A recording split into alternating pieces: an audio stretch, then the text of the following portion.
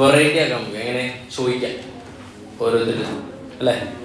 First question എന്നാൽ വേണ്ട, ഒന്ന് വായിച്ചു, നന്നായിട്ട് വായിച്ചു. ഫസ്റ്റ് ക്വസ്റ്റ്യൻ്റെ ആൻസർ, എല്ലാത്തിനും ആൻസർ പറയാൻ ചെറിയ സമയം തരാം. വായിച്ചു.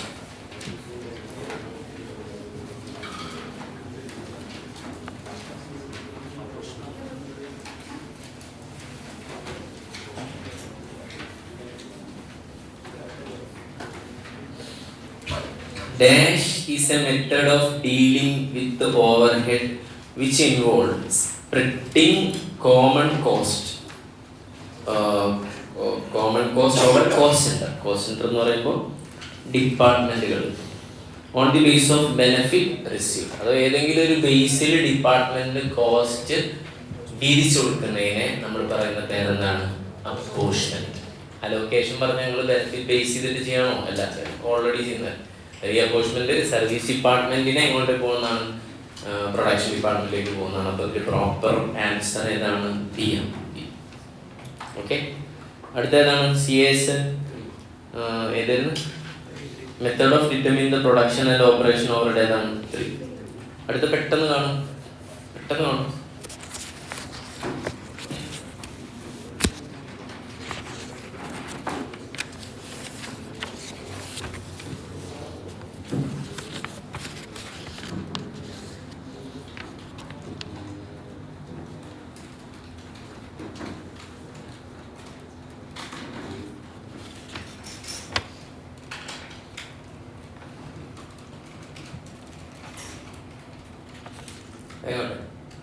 കിട്ടിയാ തലവേന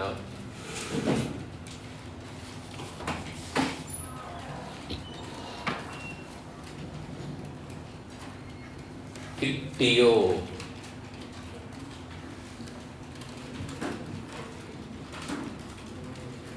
മൊത്തം 250 റൂമുണ്ട്. 2 സമയമുണ്ട് അല്ലേ?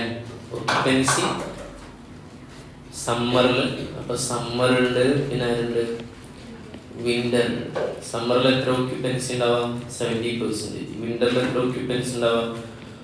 40%. ഒരു ദിവസമല്ലേ? അങ്ങനെ എത്ര ദിവസമുണ്ട്? 30 ദിവസം. സമ്മർ വിൻ്റർ എന്ന് പറഞ്ഞാൽ 6 മാസം ഈച്ചാണ്. ഇൻറ്റു 6. ഇവിടെ 30 ഇൻറ്റു എത്ര? 250 ഇൻറ്റു 70% ഇൻറ്റു 30 ഇൻറ്റു 6 എത്ര? 31,500. അപ്പുറത്ത്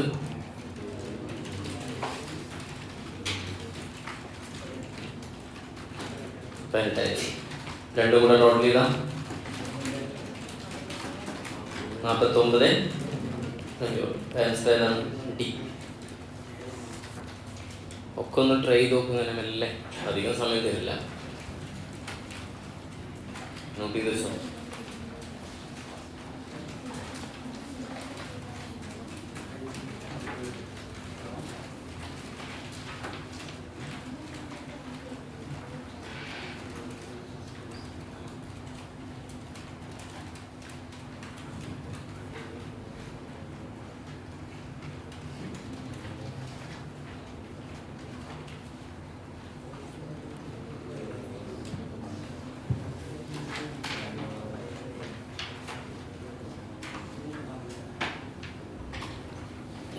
എടുത്ത് നോക്കാം.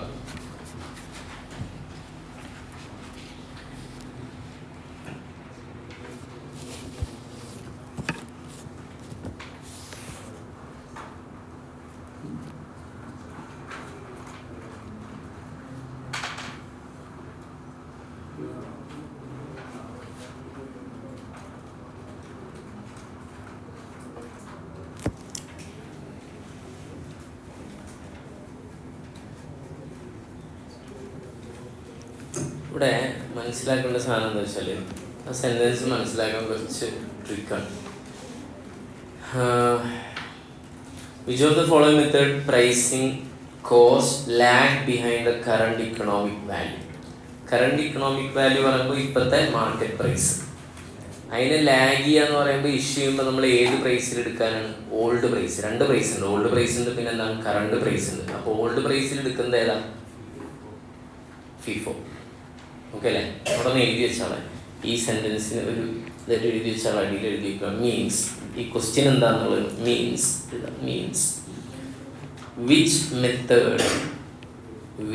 method shows old price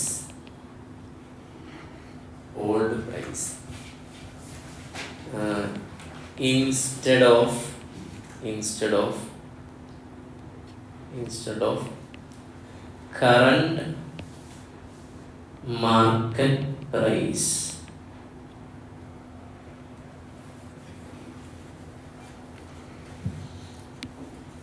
അങ്ങനെ പറഞ്ഞാൽ നമുക്ക് മീൻസ് ഇഷ്യൂ ബേസ്ഡ് ഓൺ ഏത് പ്രൈസ് ആണ്? Old price.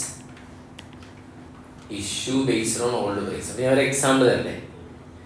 ആദ്യം ഒരു 100 ഫാൻ മേടിച്ചു. ഒരെണ്ണത്തിന് എത്ര രൂപ മേടിച്ചു? 500 രൂപ വെച്ച്. പിന്നെ 5000 രൂപ വെച്ച്. പിന്നെ ഒരു 200 ഫാൻ മേടിച്ചു. ഒരെണ്ണത്തിന് എത്ര വെച്ച്? 6000.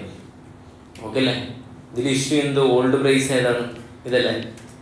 കറണ്ട് പ്രൈസ് ഏതാണ്? ഇതല്ലേ. അപ്പോൾ ഓൾഡ് പ്രൈസിന് ഇഷ്യൂ എന്ന് പറഞ്ഞാൽ ഏതിൽ നിന്ന് എടുക്കുക? ഫിഫോ പ്രകാരമല്ലേ ഓൾഡ് പ്രൈസിൽ നിന്ന് എടുക്കുക. മനസ്സിലായ? ഓക്കെ, നോട്ട് ചെയ്ത് വെച്ചോ. അപ്പോൾ ഫിഫോ ആണ് ഇവിടുത്തെ answer. C is the answer.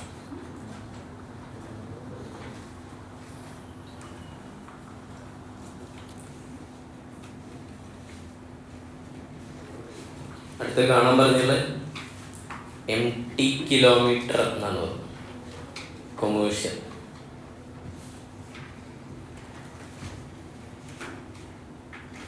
Metric ton എന്നാണ് രീതിയിൽ empty ഉദ്ദേശിച്ചിട്ട്. മെട്രിക് ടൺ ഒന്ന് ട്രൈ ചെയ്ത് നോക്ക്.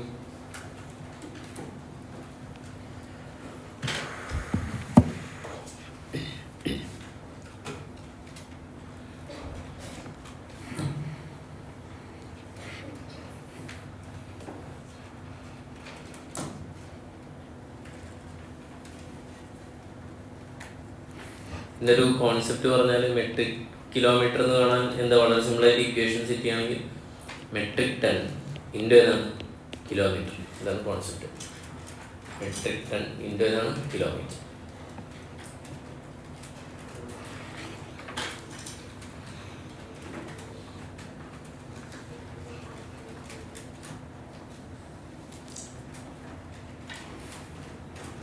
മെട്രിക് ടൺ കാണാൻ എന്താ ചെയ്യാം?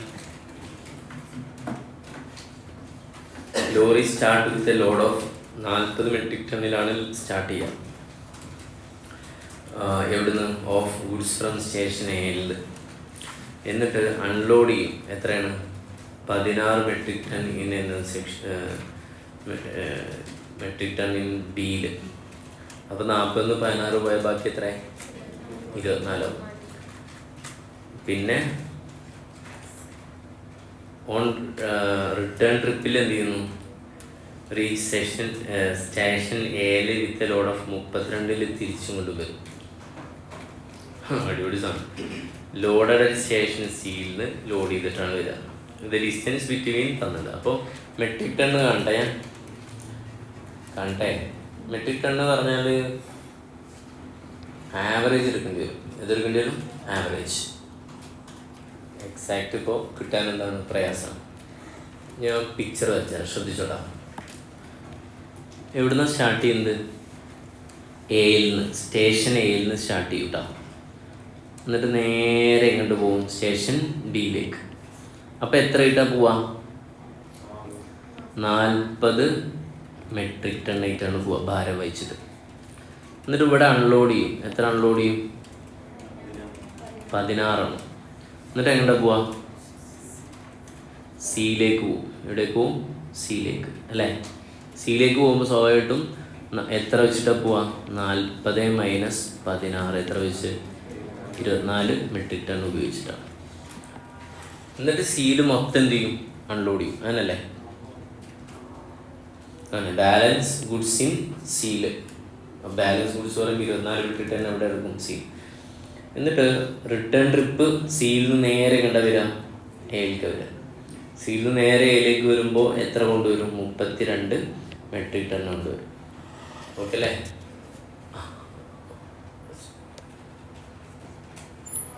അവിടെ ഇതിൻ്റെ ആവറേജ് എടുക്കാനൊക്കെ നമുക്ക് പറ്റുള്ളൂ. 3 ജേണി ഉണ്ട് അല്ലേ. ഓക്കെ അല്ലേ? അപ്പം എങ്ങനെ ആവറേജ് എടുക്കുമ്പോൾ ആവറേജ് മെട്രിക് ടൺ എങ്ങനെ എടുക്കുക പറയടാ? 40 + 24 + 32 / 2 എത്ര വരും? 48. 48. അപ്പോൾ മുകളിൽ ഇക്വേഷനിൽ 48 ഇൻറ്റു കിലോമീറ്റർ കാണുന്നു അല്ലേ? കണ്ടൂടെ? കിലോമീറ്റർ എയിൽ നിന്ന് വേറെ കളർ എടുക്കുക. എയിൽ നിന്ന് A to B എത്ര കിലോമീറ്റർ ഉള്ളത്? 40 കിലോമീറ്റർ. പിന്നെ B to C 60 kilometre. C to A 80 kilometre. Total ചെയ്ത് 180.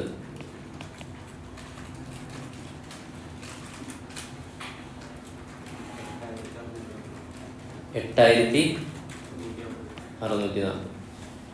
അങ്ങനെ ആൻസർ ചെറുതില്ല.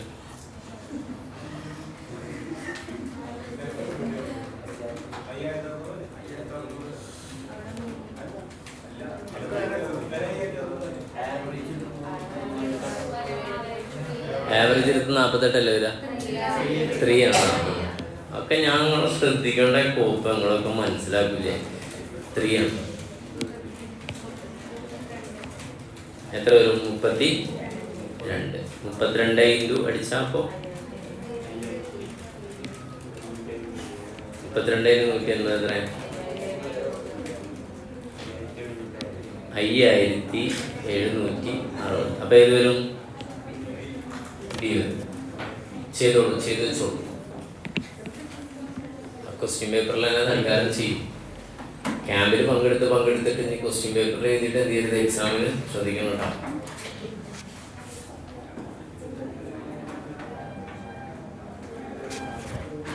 ഇവിടെ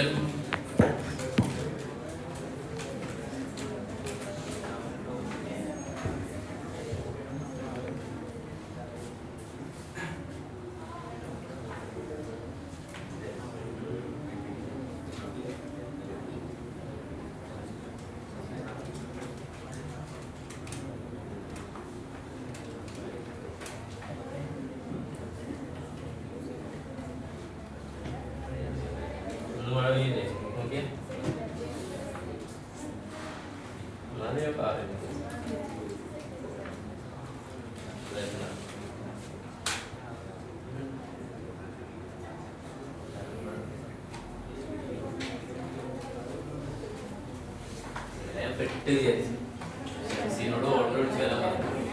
അപ്പൊ ഷംസീൻ പറഞ്ഞിരുന്നത് കൂട്ടുണ്ടായിരുന്നു. Yes, okay. എഴുതിയില്ലേ? നോട്ട് ചെയ്തില്ലേ? അടുത്ത ട്രൈ ചെയ്ത് നോക്കൂ. അടുത്ത പ്രോസസ്സിന്റെ ഈക്വലന്റിന്റെ കോൺസെപ്റ്റാണ്. നമ്മൾ എത്ര കണ്ടതാ? ഇന്ന പ്രോസസ് 800 യൂണിറ്റ് ഇൻട്രൊഡ്യൂസ് ചെയ്തിട്ടുണ്ട്. 5% എന്ത് വന്നിട്ടുണ്ട്? നോർമൽ ലോസ് വന്നിട്ടുണ്ട്. ക്ലോസിംഗ് വർക്കിംഗ് പ്രോഗ്രസ് എത്രയാണ്? 60% കംപ്ലീറ്റഡ്. 100 യൂണിറ്റ് ഉള്ളത്. പിന്നെ 660 കംപ്ലീറ്റഡ് യൂണിറ്റ് ട്രാൻസ്ഫർ ടു ഏതാണ്? Next process equal to production ആണ്. അപ്പോൾ ഫിനിഷ്ഡ് ഗുഡ്സ് കംപ്ലീറ്റ് ചെയ്ത് എത്രയാണ്? 660 അല്ലേ? അതിൻ്റെ 100%. അതിൻ്റെ ഈക്വലൻ്റ് പ്രൊഡക്ഷൻ എത്ര വരാം? 100%. അപ്പോൾ എത്ര വരും? 660. വർക്കിംഗ് പ്രോഗ്രസ് എത്ര യൂണിറ്റ് ഉള്ളത്? 100 യൂണിറ്റ് അല്ലേ?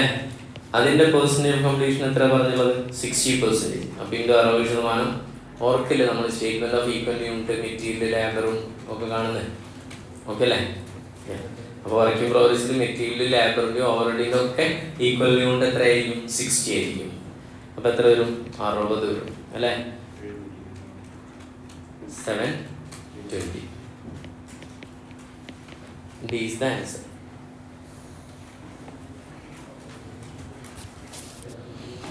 അയ്യോ, ഇൻവെന്ററി ടേൺ ഓവർ റേഷ്യോ അല്ല, ഇത്ര സിമ്പിളാണ്. എന്താണ്? മെറ്റീരിയൽ കൺസ്യൂമഡ് അല്ലേ? എത്ര? 31,200. Stock turnover ratio is equal to ഏതാണ്? മെറ്റീരിയൽ കൺസ്യൂമഡ് ഡിവൈഡഡ് ബൈ ഏതാണ്? Average stock.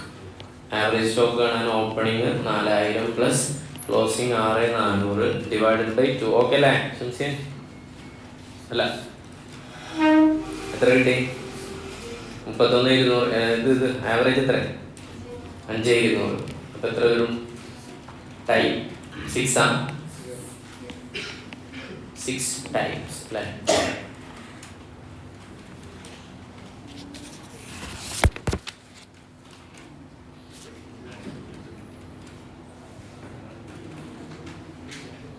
പറയട്ടെ.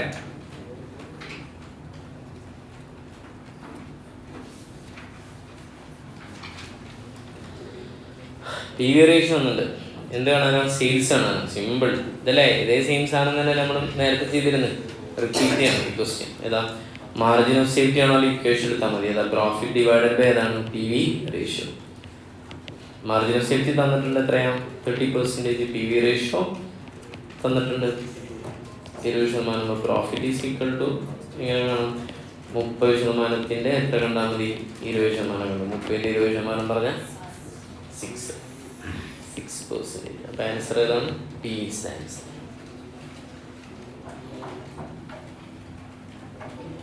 അയ്യോ ഫ്ലെക്സ് മെത്തേഡ് സ്റ്റോക്ക് ആണോ എന്തായിരുന്നു? Labour renovation. എന്തായിരുന്നു flux method equation? Number of person ഏതാണ്? നമ്പർ ഓഫ് അഡീഷൻ അല്ലേ? നമ്പർ ഓഫ് അഡീഷൻ പ്ലസ് ഏതാണ്? Number of separation. അഥവാ വന്ന ആളുകൾ പിന്നെ ഏതാണ്? പോയ ആളുകൾ എല്ലാവരുടെയും കൂടെ ടോട്ടൽ റേഷ്യോ ആണ്. Average number of employees during the period into 100 അടിച്ചാൽ പെർസെൻറ്റേജ്. ട്രൈ നോക്കുക. ബിഗിനിങ്ങിൽ 3800 ഉണ്ടായിരുന്നു. 3800 എൻ്റെ എത്തുമ്പോൾ 4200 ഡിവൈഡഡ് ബൈ 2 അടിച്ച ആവറേജ് എന്ന് പറഞ്ഞാൽ 4000.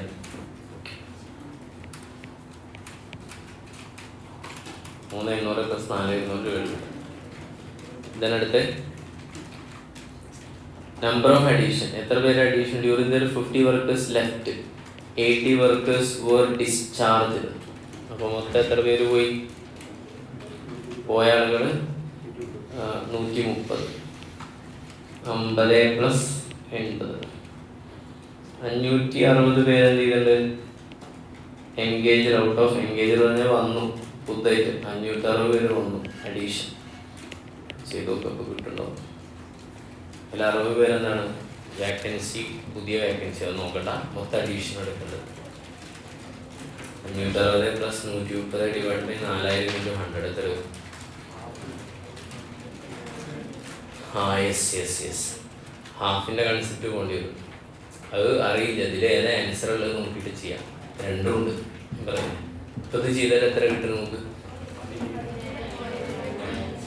ഇതിലില്ല. അപ്പോൾ മനസ്സിലായി തന്നെയാണ് പോയിന്റ്. അപ്പോൾ ഹാഫ് ഏതിൻ്റെ എടുക്കുന്നത്? നോമിനേറ്ററിൻ്റെ ഹാഫ് എടുക്കുക. ഓക്കെ അല്ലേ? 1/2 എടുത്ത് നോക്ക്. എത്ര കിട്ടും? 8.6 ഉണ്ടല്ലേ? ടീം 8.63%. അമീന് മുത്താണ്.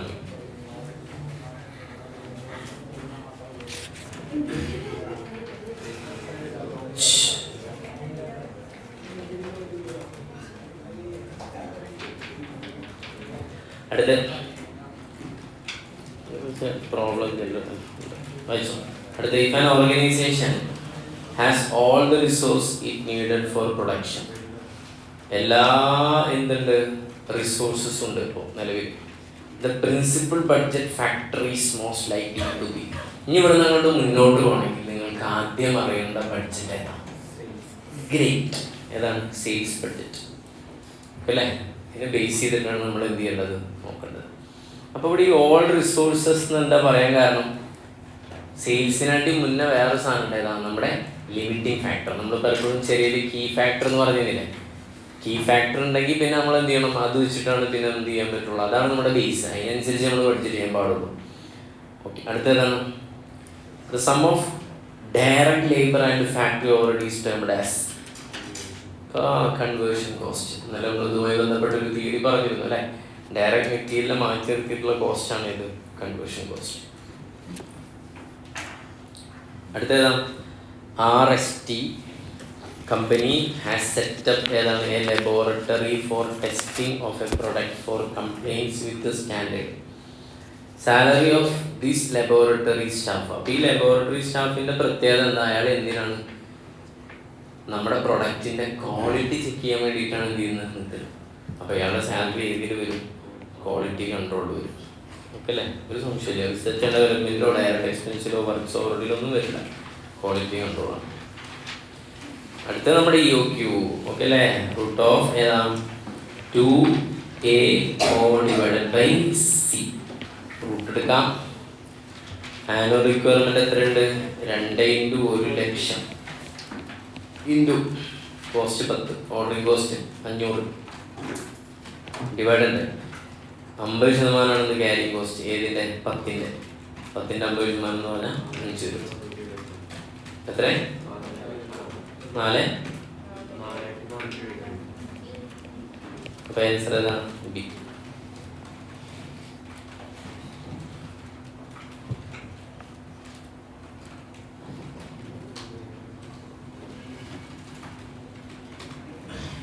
അടുത്തൊരു ക്യാമ്പ് വെക്കുമ്പോൾ നമ്മൾ എന്ത് ചെയ്യുന്നു? ഒരു 10-500 MCQ മാത്രം കൂടെ ഡിസ്കസ് ചെയ്യുന്ന ഒരു സെഷൻ വെക്കണം. കാരണം MCQന് നമ്മൾ സമയം സ്പെൻഡ് ചെയ്തത് എന്താണ്? വളരെ ഭയങ്കര പ്രൊഡക്റ്റീവാണ് MCQന് കിട്ടുന്ന സമയം. മനസ്സിലായ? നമ്മൾ പല ആളുകളും എന്ത് ചെയ്യുന്നില്ല, അത് ചെയ്യുന്നില്ല. MCQ നമുക്ക് അപ്പം എഴുതാൻ വിചാരിച്ചു. നിങ്ങൾ MCQന് വേണ്ടിയിട്ട് നല്ല സമയം മാറ്റി വെച്ചാൽ അതിൽ തന്നെ നിങ്ങളെന്താവും? സേഫ്. ഇപ്പോൾ സിനാൻ പറഞ്ഞ സ്റ്റുഡൻറ്റിനെ കുറിച്ച് ഞാൻ പറയാറില്ലേ? ഓക്കെ, ദെൻ അടുത്ത് നോക്കി. വായിക്കും. Which of the following method is used for evaluation of equivalent production when prices are fluctuating in the market? Price എന്ത് ചെയ്യാണ്? ഭയങ്കര ഫ്ലക്ച്വേഷൻ ഉണ്ടെങ്കിൽ ഏത് മെത്തേഡാണ് നല്ലത്? ഏതാ? Weighted average method.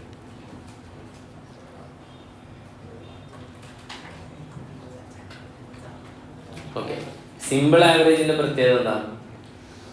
എഴുതി വെക്കാം. Ignore quantity. അത് ക്വാണ്ടിറ്റി എന്ത് ചെയ്യും? ഇഗ്നോർ ചെയ്യും. ഫിഫോയുടെ ഒരു പ്രത്യേകത ഉണ്ട്. ഏതാണ്? ടു ഓൾഡ് പ്രൈസ് ആയിരിക്കും അതെടുക്കുക. കാരണം ഫസ്റ്റ് ഇഷ്യൂമ്പോൾ ഏത് പ്രൈസ് എടുക്കാം? Old price. ലിഫോയുടെ പ്രത്യേകത എന്താണ്? അത് ടു ഏതെടുക്കും? Higher price.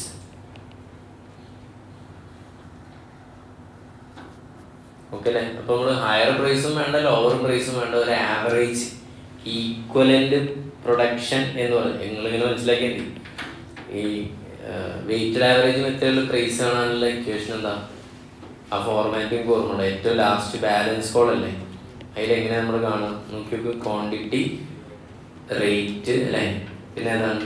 റുപ്പീസ്. ഈ ക്വാണ്ടിറ്റി എത്രയാണോ അതിനെ എമൗണ്ടിനെ എന്തുകൊണ്ട് ക്വാണ്ടിറ്റി കൊണ്ട് ഡിവൈഡ് ചെയ്തിട്ടാണ് നമ്മൾ എന്ത് കാണുക? റേറ്റ് ആണ്. അപ്പോൾ പ്രൈസ് ഈക്വലി എന്ത് ചെയ്യും? ഡിസ്ട്രിബ്യൂട്ട് ചെയ്യും. ഓക്കെ അല്ലേ? അപ്പോൾ ഇതൊക്കെ എഴുതി വെക്കാം. ഇത് 1-2 തവണ വരുമ്പോൾ മനസ്സിൽ ഇത് കെടുക്കും. പക്ഷേ ഇവിടെ എന്ത് ചെയ്യണം? ഈ നോട്ടുകളൊക്കെ അവിടെ എന്ത് ചെയ്യണം? ഉണ്ടായിക്കോട്ടെ, കമ്പയർ ചെയ്യണ്ട. ഇനി ഇതുമായി ബന്ധപ്പെട്ട വേറൊരു ക്വസ്റ്റ്യൻ ചോദിച്ചാൽ അയ്യാ ലാസ്റ്റ് ക്വസ്റ്റ്യൻ സ്റ്റാൻഡേർഡ് നോക്ക്. സ്റ്റാൻഡേർഡ് മെറ്റീരിയൽ യൂസേജ് വാരിയൻസ് തന്നിട്ടുണ്ട് അല്ലേ? അപ്പോൾ എഴുതാണ് മെറ്റീരിയൽ യൂസേജ് വാരിയൻസ് തന്ന കാരണം അത് കാണാനുള്ള ഇക്വേഷൻ ഓർക്കണ്ട. മെറ്റീരിയൽ യൂസേജ് വാരിയൻസ് ഏതാണ്? Cost, price, usage. അപ്പോൾ 1 - 3 ആണ്. യൂസേജ് വാരിയൻസ് 123 ഫേവറബിൾ ആണ് തന്നിട്ടുള്ളത്. അപ്പോൾ 1 ആണോ 3 ആണോ വലുത്? 1. ഓക്കെ അല്ലേ? ഇനി എന്താ? 1 എന്താ? Standard quantity into standard price minus 3 എന്താ? ആക്ച്വൽ ക്വാണ്ടിറ്റി ഇൻറ്റു ഏതാണ്? Standard price. ഇനി ഒന്ന് ട്രൈ ചെയ്ത് നോക്ക്.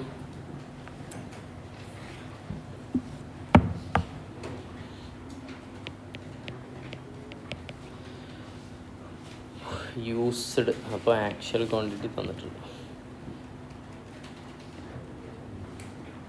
ടോട്ടൽ സ്റ്റാൻഡേർഡ് കോസ്റ്റ് തന്നിട്ടുണ്ട്. ടോട്ടൽ സ്റ്റാൻഡേർഡ് കോസ്റ്റ് തന്നെന്ന് പറഞ്ഞാൽ 11,562 അറിയാം, മൈനസ് ആക്ച്വൽ ക്വാണ്ടിറ്റി 28,20 ഇൻറ്റു കാണാൻ പറഞ്ഞാൽ എന്തായിരുന്നു? സ്റ്റാൻഡേർഡ് ക്വാണ്ടിറ്റി ആണല്ലേ, ഇൻറ്റു സ്റ്റാൻഡേർഡ് പ്രൈസ് കാണാൻ പറ്റും, ഇൻറ്റു സ്റ്റാൻഡേർഡ് പ്രൈസ് അറിയില്ല. ഇനി 3 എങ്ങനെ പറയാം? 3 എന്ന് പറഞ്ഞാൽ actual quantity into standard price ആണ്, ഈസ് ഈക്വൽ ടു ഇതിന്ന് ഇത് ലെസ് ചെയ്യുമ്പോൾ ഇത് ചെറുതാവും. 11,562 മൈനസ് 123 എത്ര വരാം? 11,439. അപ്പോൾ actual quantity 2820 into standard price is equal to 11,439.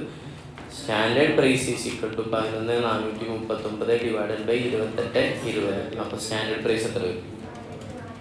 4.05. Round ചെയ്തിട്ടാണോ പറഞ്ഞത്? എന്നാൽ റൗണ്ട് ചെയ്യണ്ട, ഫുള്ള് പറഞ്ഞു. 0.563.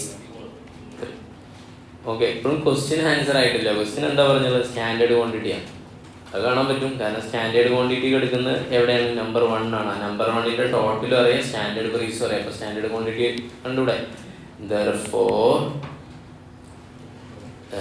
Standard quantity into standard price is equal to എത്രയായിരുന്നു? 11,562. അതിൽ സ്റ്റാൻഡേർഡ് ക്വാണ്ടിറ്റി അറിയില്ല, ഇൻറ്റു സ്റ്റാൻഡേർഡ് പ്രൈസ് ഇപ്പോൾ കണ്ടെത്തി 4.0563 ഈക്വൽ ടു 11,562. ഫൈനലി എന്താണ്? Standard quantity is equal to 11,562 divided by 4.0563 എത്ര വരും? 2,850. അപ്പോൾ ബി അല്ലേ? 2,850.